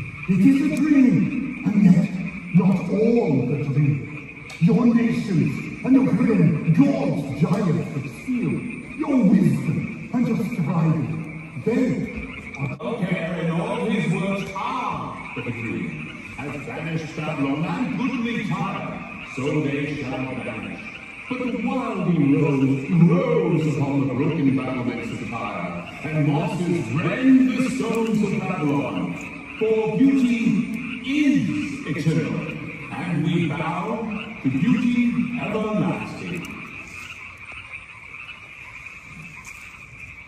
Oh, beauty's vassals, who keep in this grey autumn of the world her springtime in your hearts, I charge ye all. For lasting happiness, we turn our eyes to one alone, and she surrounds you now. Great nature, refuge of the willing heart, and only balm for breasts that have been bruised. She has two hands for every fevered brow, and gentle silence for the troubled soul. Her counsels are most wise. She heals well, having such ministry as calm and sweet. She is most faithful.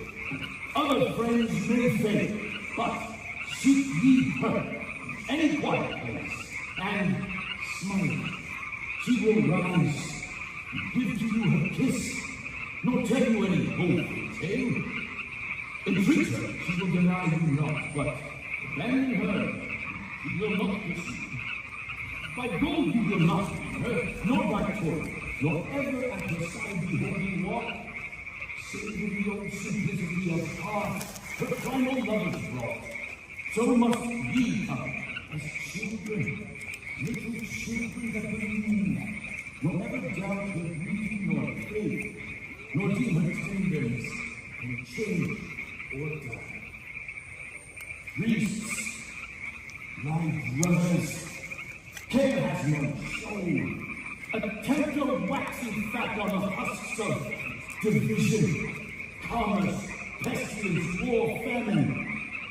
Dull care is foe to our spirits.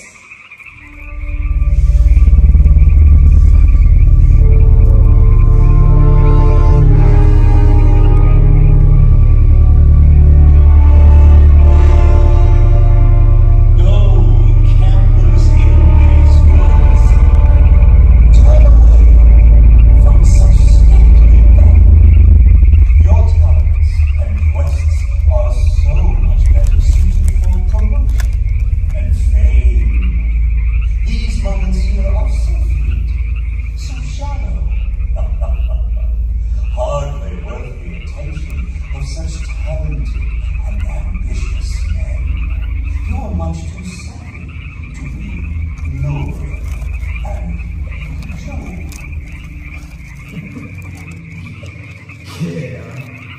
We hope to be spared your intrusions whilst we celebrate in these woods and upon the shores of this city. Sons of Bohemia, we have spent so much time together. But let's not be fooled by this silly pageantry. We've enjoyed such generous and valuable time away from these trivial and frivolous pursuits. Surely you must agree that we love the smell of our successes. It's so nice to have you back in my thoughts, but listen to me well. Do not be distracted, brothers. Tear is reckless, wanting self-control. He values nothing. Recognize his lies, his division, and be done with it. Let us cast this pathetic care out of our forest. Very well, then. Silly nature folk. Fools all. Grown men, businessmen, professional men, wise men, and foolish men. All kinds and conditions of men comporting themselves like mummers, wearing gowns, carrying torches, pretending to conquer me. Why, care is always with you, and you know it. He rides behind the rider wherever he goes, on land, on water, or in the air. While life lasts, you can never be rid of care. Your flight is useless, for I will follow still. They must run well who seek escape from dull care. Dull care? Back to the gilded cities where still thou reignest. Thou shalt not seduce our brothers, nor fright these peaceful hillsides, nor hush the airy passage of these glades. What power shall banish me?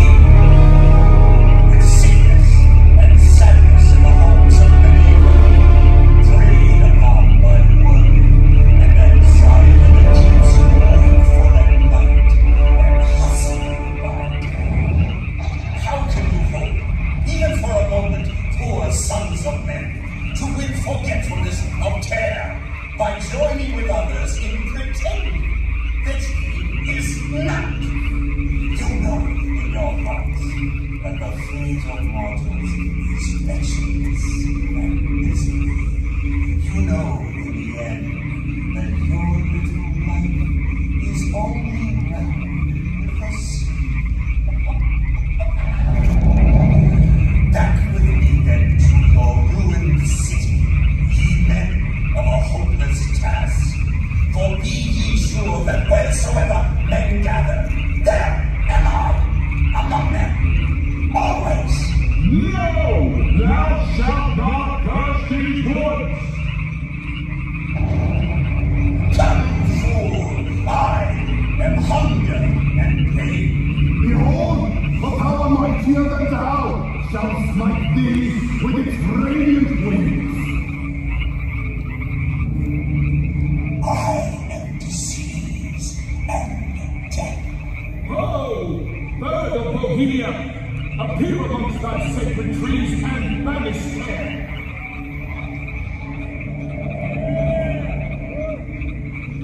Hunger and pain. Smite him, great owl! Disease. Begone! Death.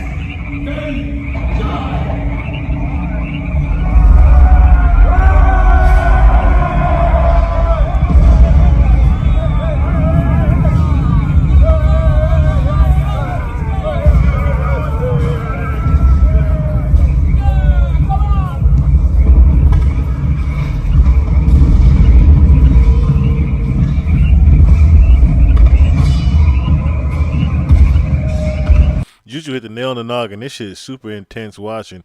And yeah, Big Gang, it was smart until niggas had to walk up that damn hill. Niggas started running when they had to realize that damn hill, those damn equipment on. Like, sheesh.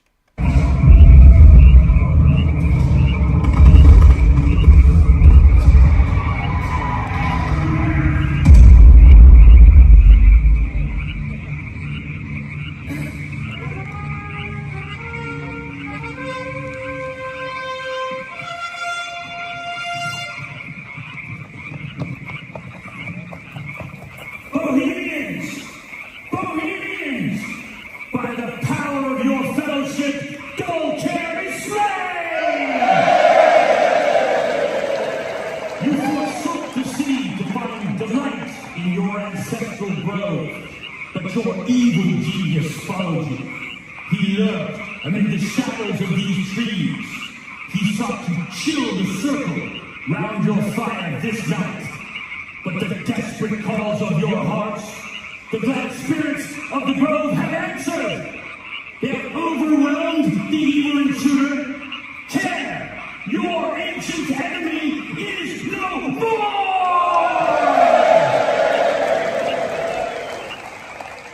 Behold the corpse of this, our enemy.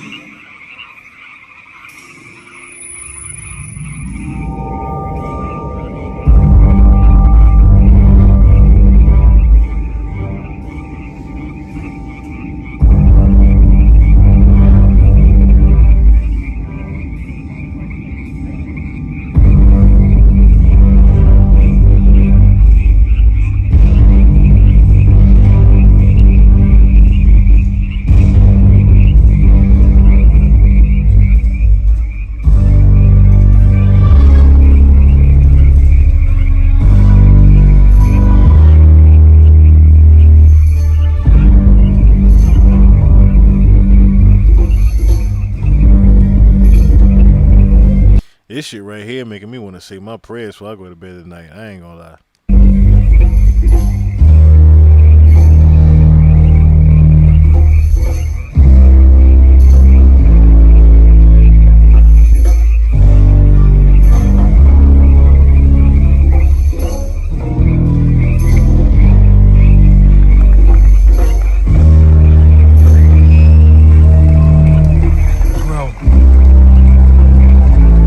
Is one of my buddies in there? No way, they're sacrificing. They might be sacrificing one of the people they caught sneaking into the grove. Now that was unsettling even seeing. Even if that is one of his friends that got possibly caught, regardless of the matter, there is an actual person underneath that blanket right now. So needless to say, that is not an actor underneath there. The fact that we are even witnessing at Bohemian Grove, and this is possibly why this was even taken down, I'm starting to think allegedly someone was indeed actually sacrificed and not just a fake baby at this ceremony.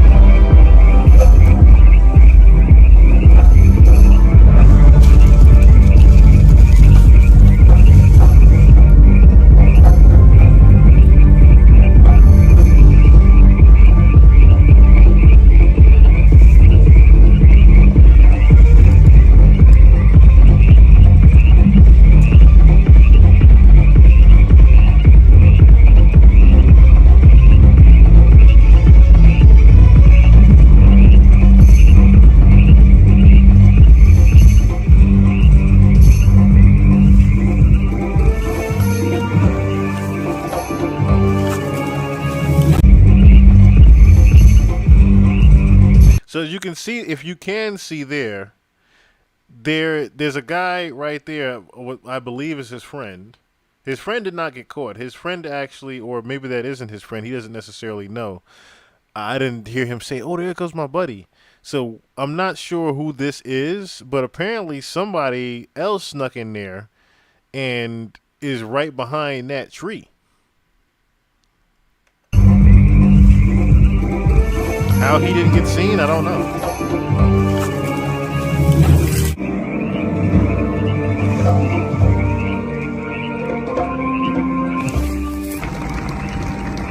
I feel like I hear people trying to sneak up on me. Behind me.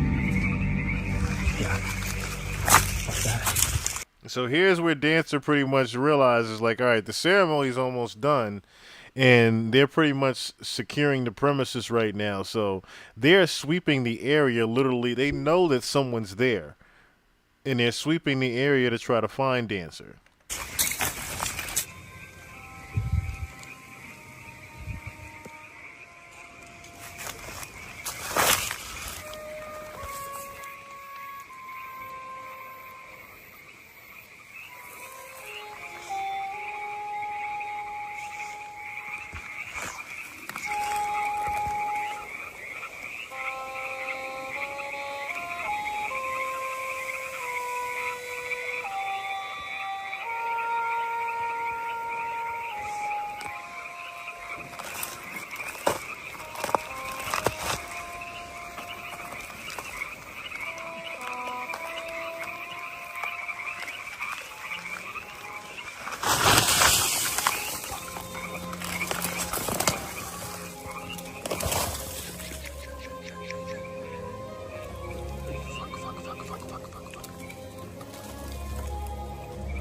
Someone just made entirely too much noise there.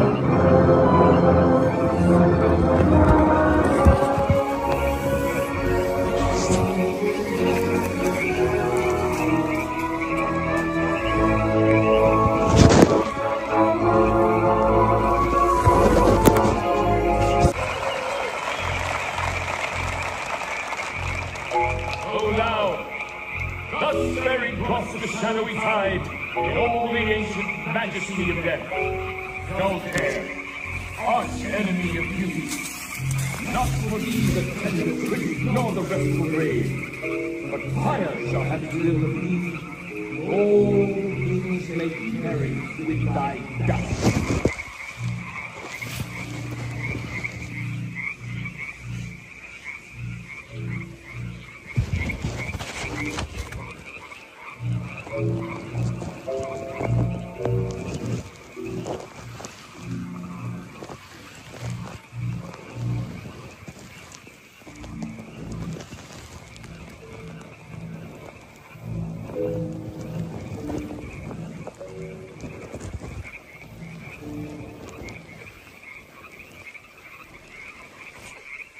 That could very well be a possibility as well, that could be a lookout guy actually looking to patrol the area, because I was wondering how the people in the robes or the people that were in the act did not see that guy at all behind the trees, and Dancer did.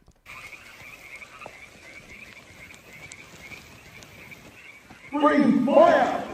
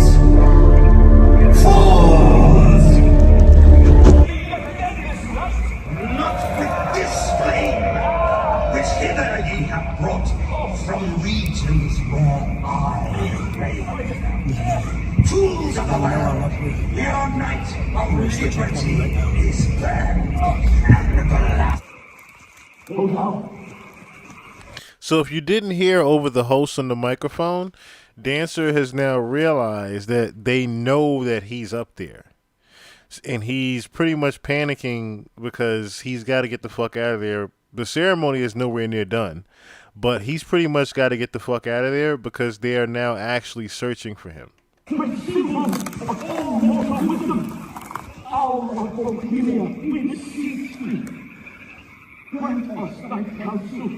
was a fucking guy trying to sneak up behind me.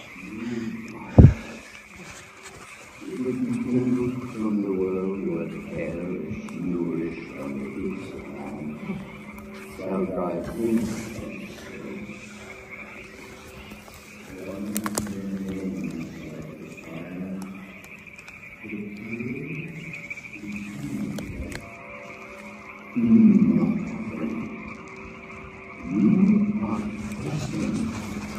Over careless night. Let them be uncomfortable, I write. This is your time, and this road is our place. All the gates abandoned, you enter here. Here, fellowship.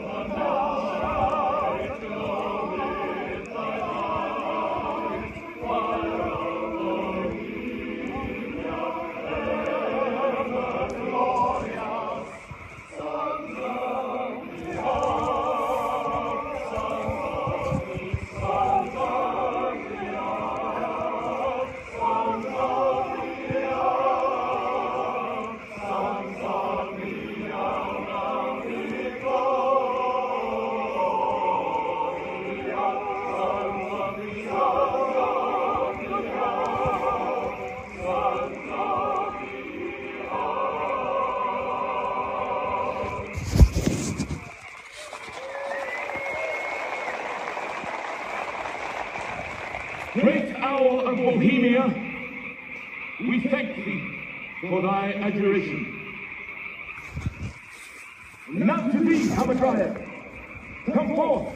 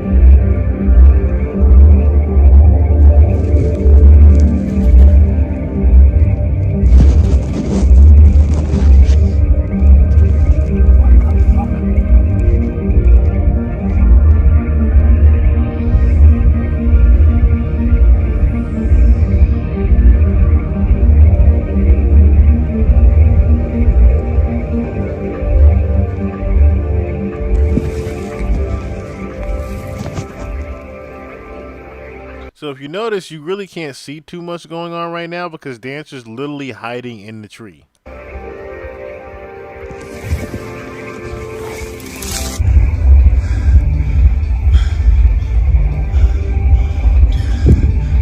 Security is on deck right now.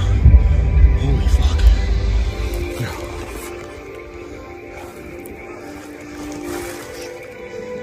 He's looking up the hill. The flashlights are moving around because they're literally looking for him up there, and he just bust his ass. And that was the end of the video. I'm gonna have to step in if I... So, pretty much, as you guys witnessed there, Dancer was able to do what no person was able to ever do, like I said, in history. Even Alex Jones himself was not able to accomplish what Dancer accomplished. And God bless that the man is still alive. And Fury B, I think you're absolutely right. I think the guy that was behind that tree was more of a lookout guy than he was the guy that, you know, snuck in with him. And I'm starting to wonder now if the person that snuck in with him was underneath that blanket being carried. Because that is a very huge possibility as well. I didn't get to see the video that Dancer made. Let me see here real quick.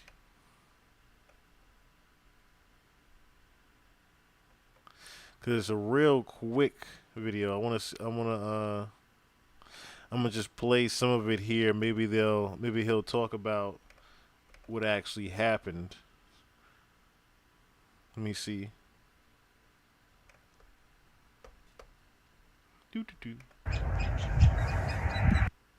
Or staying high in this case. But yeah, there's not really much of a sunrise this morning. Travel and make these videos for you guys. Life's good. So he didn't actually talk about. So his last video, he pretty much refrained from even talking about it. Yeah, wasn't really much, and good showing also. I should say good idea. He pretty much refrained from even talking about it. Yeah. So the follow-up video, I'll just put it on screen here real quick. The follow-up video isn't really anything at all. The follow-up video is Bohemian Grove took my video down. And throughout this entire video, he pretty much doesn't even really mention Bohemian Grove, which is very similar to, trying to think now, the name of the gentleman that saw the Nephilim. Let me see if I can Google him real quick. CIA. I don't know. Antarctica. Man goes missing. Finding.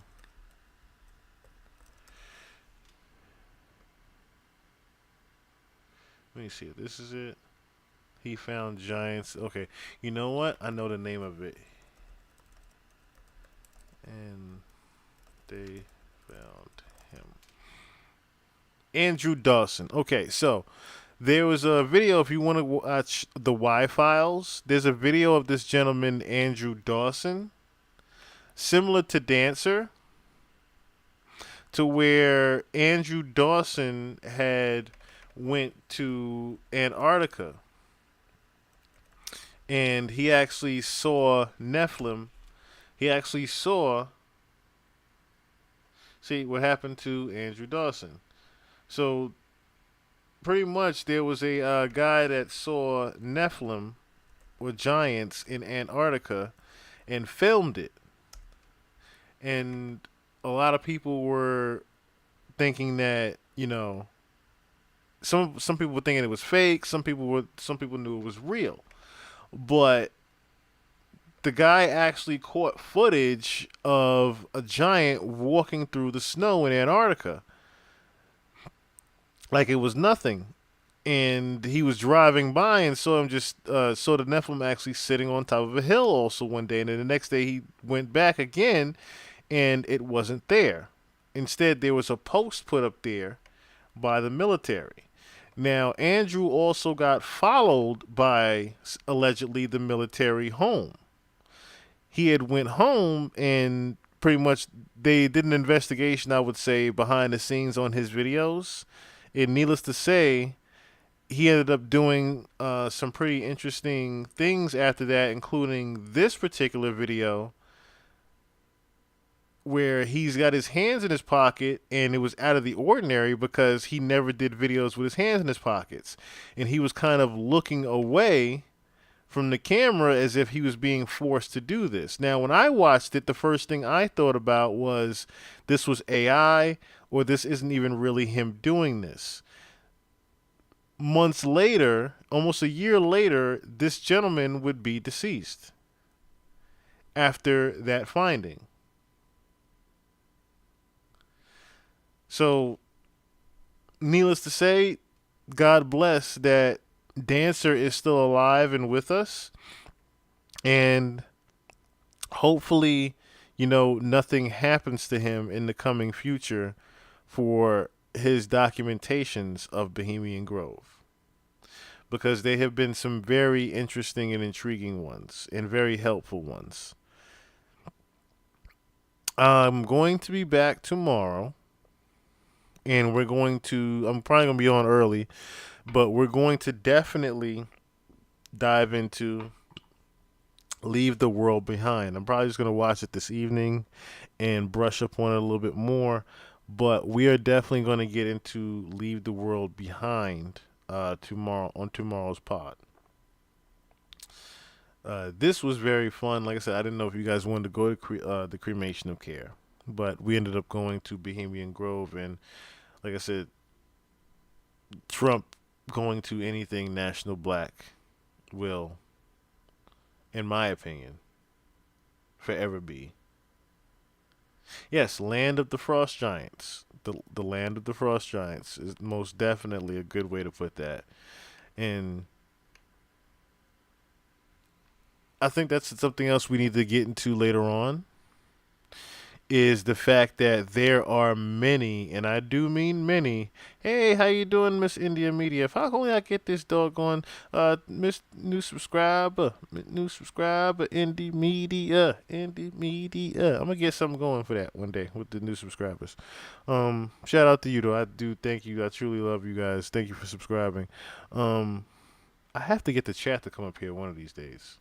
I have to get the chat to show on this damn thing. The HTML just won't work for it. As you can see, that alert comes up on the screen. But yeah, we need to get into the wonders of what's underneath the ice in Antarctica.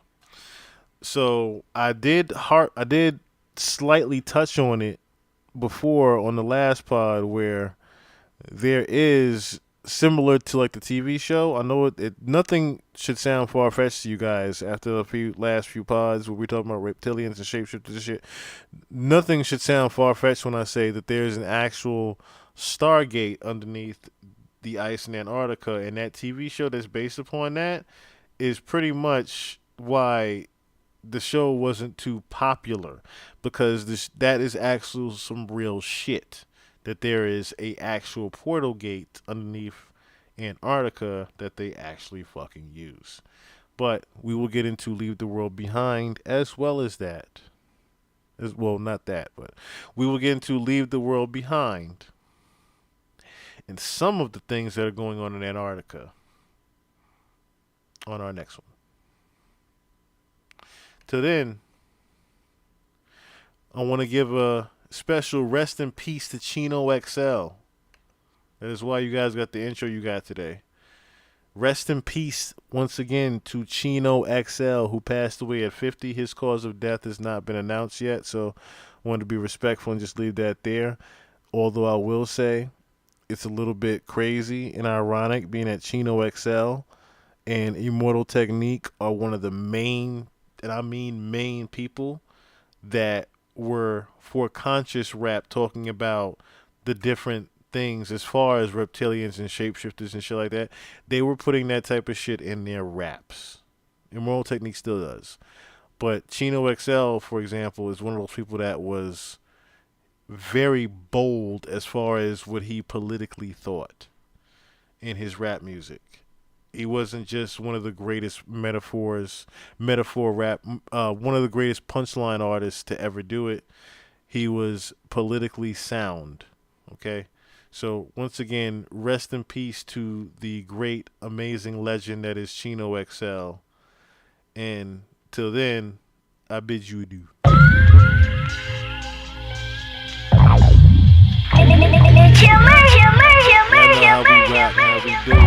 Shout out to Fury B, shout out to DJ Big Gang, shout out to Juju, shout out to everybody that was up Your image bigger than the hair on Diana Ross. Too long on inside of my art form, worshipping the ground that I walk on school. But why you being me, who's being you? I'm hot like natural, doggy style on all fours. Shout out to Fast Life Forever. Massive stereo malaria through your area. You couldn't touch my style with hands across America. I slaughter, spit in your water like Kissy Jones. Leave you needing orthoscopic surgery like Quincy Jones. Cause I can give Dudley Demi and even Melba more. Shout out everybody, I love y'all, yo. Y'all know how we rock and how we do. Until next time. Watching you collapse and die like you was River Phoenix. Me and rap go back like LL's hairline. Nigga, fuck a punchline. I write fucking punch rhymes. I'm gorgeous, so when I perform, just leave your girls at home. I'm the best thing that happened to bitches since the straightening comb. When I'm up in them spitting venoms, I never go soft. I make that pussy snap back and forth and forth. Some more outtakes over B-Wiz rough breaks. I write more rhymes than Rick James make license plates. So lift every voice and sing. Cause I don't need no partner to swing.